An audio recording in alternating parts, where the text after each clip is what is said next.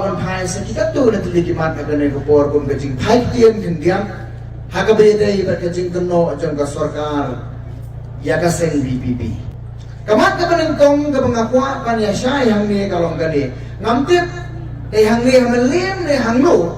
padon we unong yalam na ka seng sign por kai ubakeno baka BPP ka chabalet ka kot ya ka tien ka jong ublay kanon kambek ya ka tien ka jong ublay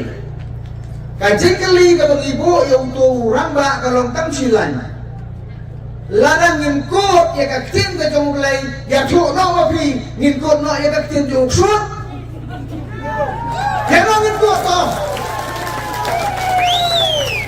ngingin ngay haka kitab tumuksud ngingay haka kitab to jong ublay haka kitab tumuksud ngingay klep ngingay thangno sundan ka ngingay berkut no namar ka sarkar jong ki kadai ka baong bagila pendapat ba daladi bangin ya trailang batiksud ngingay baong mga dai mati di baong bangin ya trailang batiksud namar ka daw ki persya yang bagi pendat kamu ya ka scripture lani ya ka kitab ke jong ublay parari ngan substansi susu ya kata hakapor bakila ya file nomination le terteng utu urang ba officer wa pensma ya ki upensma hai itu yang hakaterteng jong lo hantu ong I do swear in the name of God nasmai hakaterteng ke jong ublay ka konstitusi ng dari India kibre dari India kibang tip yung ublay wa emro kidang pensmay haka kateng ka ublay ni niya smay no suot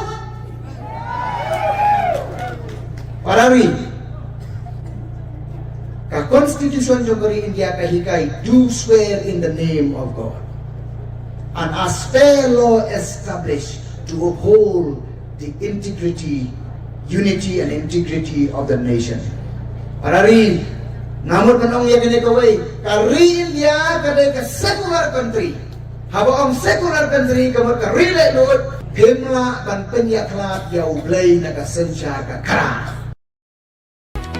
ibat skem marboy long inong jalam babit ba